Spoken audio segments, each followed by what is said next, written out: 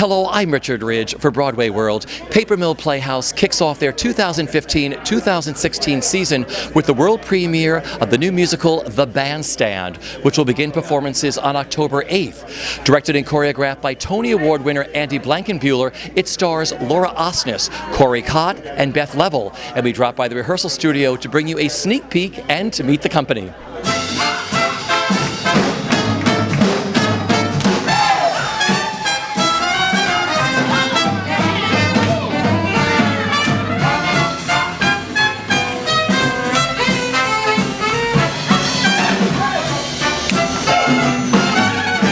It was so exciting being in that room, watching you do what you do best. How do you feel? I feel so great. It's an amazing, truly, I can't explain how awesome this experience has been. It's been hard. It's very hard. This is probably the hardest thing I've ever done as an actor.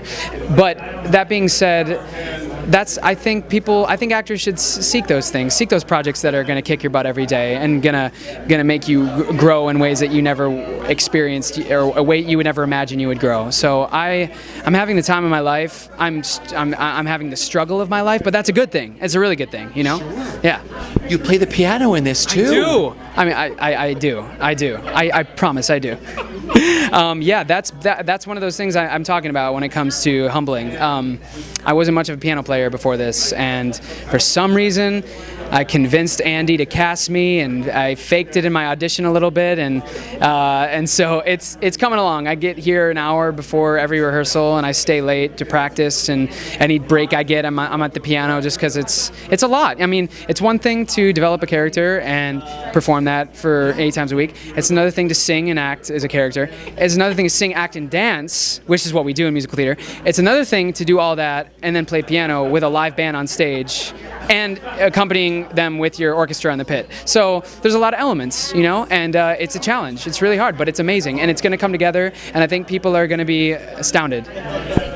All of our hair stood up. We had goosebumps sitting in that room just watching the 3 numbers in rehearsal clothes. So I can imagine what it's going to be like, you know. Yeah. What's it been like living in the world of the 40s?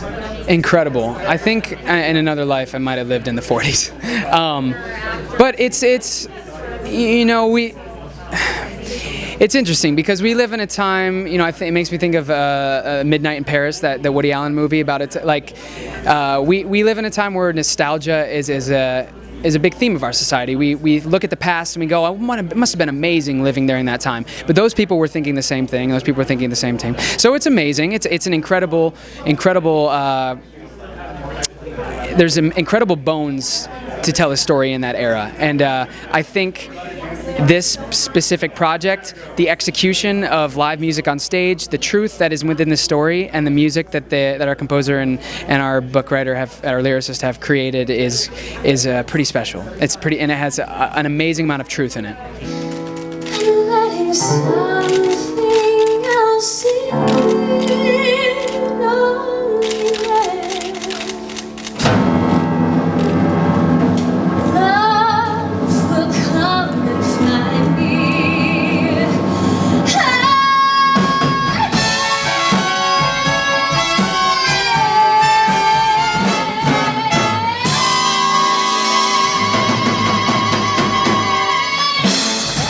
That's pretty exciting stuff in there. How do you feel? Thanks. I'm elated. I'm so thrilled to finally get to breathe life into this production and have people finally see it. How did you get involved with this? I started doing readings about 1.5 years ago of this project and have been fortunate enough to remain with it up until this point, and I'm really thrilled. It's been really cool to develop it and see how much it's changed over the last few years. Creating a brand new character. I know. This is not a movie. This is not a book. This is not anything. It's a completely new idea based on nothing, with original music and original story and original characters during a very specific, special time in history. So it's really exciting for that reason to get to create a role with no one has any preconceived notion as to what it should be. Who is she? Tell me about the woman you're playing. Sure. I play Julia Trojan, and my character's husband died in battle in World War II. And so the main character, Donnie Nowitzki, comes home from war, and essentially gathers this group of vets to compete in a radio broadcast competition with a band. And I get roped into being the singer of the band, and it's really exciting. All the guys play their instruments, and all of us discover the need that we have for the music as a healing kind of aspect of the crap we're dealing with from the war. I love the 40s. Yes. I mean, this music is stunning. I had a costume fitting this morning for 3 hours. I have many amazing costumes for the show, and the time period is amazing. The 40s are fantastic. The music is great. We have like swing, like big band, and these guys are rocking. They're all really playing, and it's so cool to sing with that live band right behind me. It's really going to be, I think, a really palpable energy every night. I was going to ask you, what is it like living in the world of the 40s? It's great. We've gotten to do a lot of research about the time and come up with very specific backstories for everybody. My grandma actually was a singer in a jazz band in the 1940s in Cleveland, Ohio, where the show takes place. So I talked to her for like an hour and a half. It's really exciting. It's really, really great.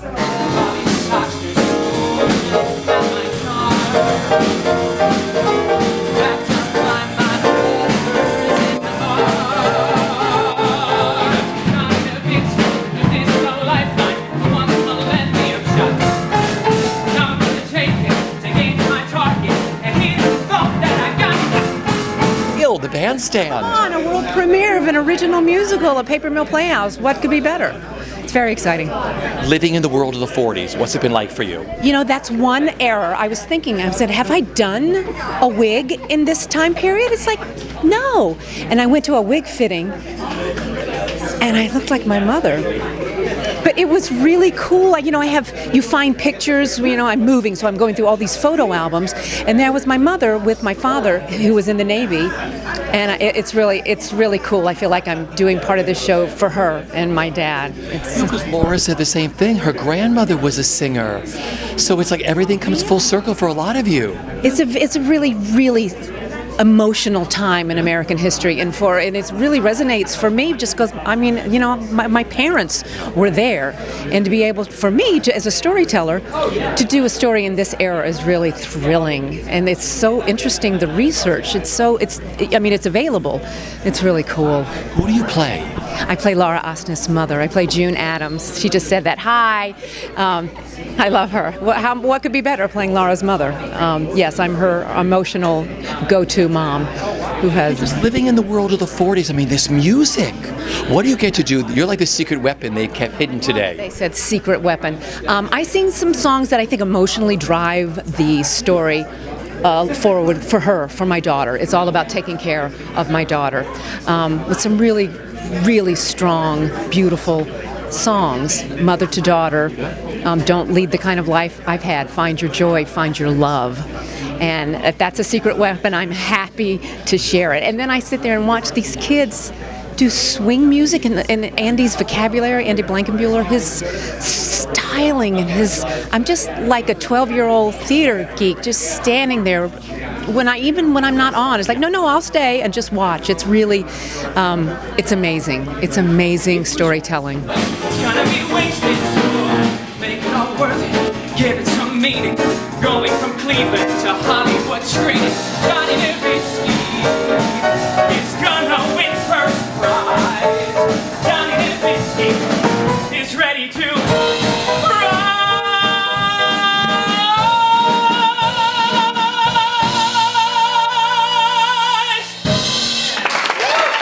Thank you for opening your rehearsal room. This was so exciting for us to sit there.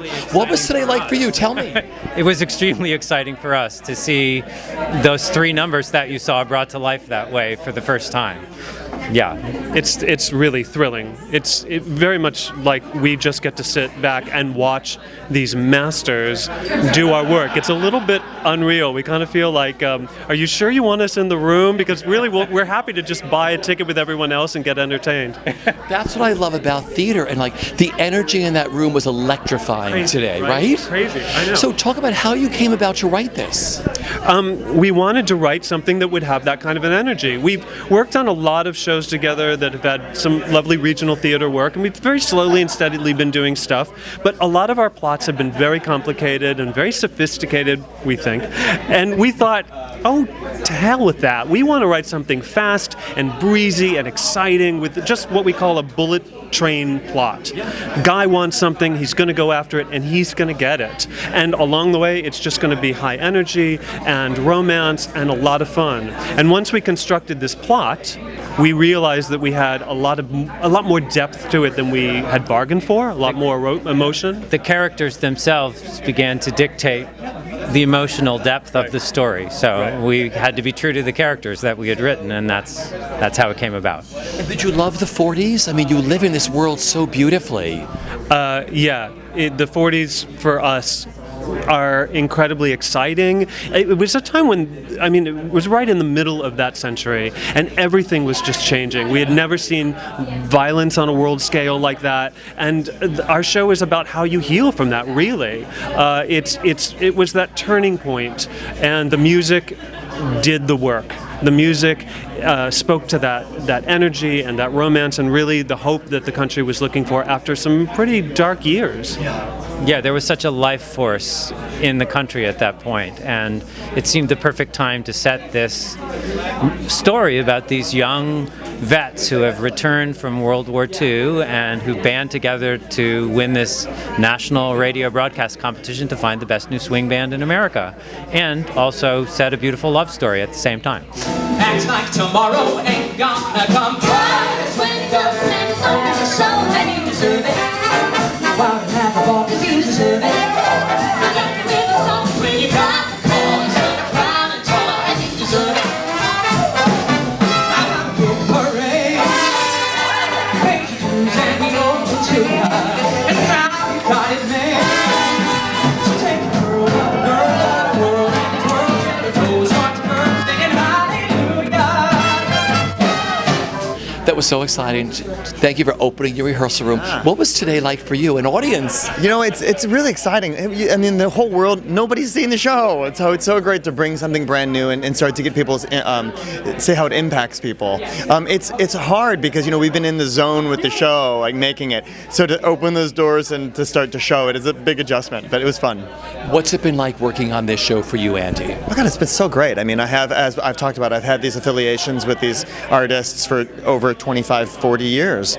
And then a lot of new affiliations like Corey, who I just love, and Laura, who I've known for a while. But it's an amazing room that feels very safe. It's an amazing room where we all have a very similar priority and everybody's being very gutsy. You know, it's a little scary, a lot scary for like a musician who's never played a part before to be reading lines. And it's very scary for an actor who's never played a piano in front of people to play a piano. So it's big chances that everybody's taking. Because Corey's learning the piano, right? I mean, Corey actually plays pretty well. And he's really diving in a way that has great conviction. And the most important part is, you know, he's an extraordinary actor, extraordinary. So you look at him and you believe he's a musician of great stature, and he can lead the band like a great leader. And so it's an amazing group to be around. And living in the world of the 40s, this piece has so much heart to it too. It's like two different stories going on at the same time, right? Yeah, I mean, I feel like I could have lived in the 40s. I mean, the 40s really affect me when I watch programs about it, when I read books about it. I've read so much about the war. It's an important time in our history, and it also borders a time in American history where people's hearts started to close a little bit, and they lost the ability to articulate emotions. And so I love the idea that music unlocks us, and I think that is important to remind ourselves of today, because it's happening on the streets right now, that music lets people let go of their emotions. And so to me, everything about this piece, the heart is big.